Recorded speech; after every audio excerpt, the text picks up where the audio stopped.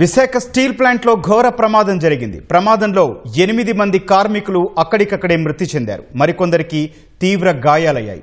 Visakha steel ప్లాంట్లో పెద్ద మొత్తంలో ఉక్కు ద్రవం లీక్ అయింది. ఉక్కు ద్రవాన్ని లిఫ్ట్ చేస్తుండగా ప్రమాదం చోటు చేసుకుంది.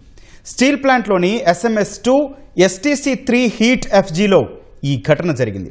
స్టీల్ ప్లాంట్లో మెటల్ లిక్విడ్ లాడిల్ పేలడం ప్రమాదానికి దారితీసింది. 1500 డిగ్రీల వేడితో వెళ్తున్న స్టీల్ మెటల్ లిక్విడ్ లాడిల్ ఒక్కసారిగా పేలింది. దీంతో కార్మికులు, ఉద్యోగులు ఒక్కసారిగా భయంతో పరుగులు తీశారు. మంటలను అదుపు చేసేందుకు అగ్నిమాపక సిబ్బంది తీవ్రంగా శ్రమిస్తున్నారు.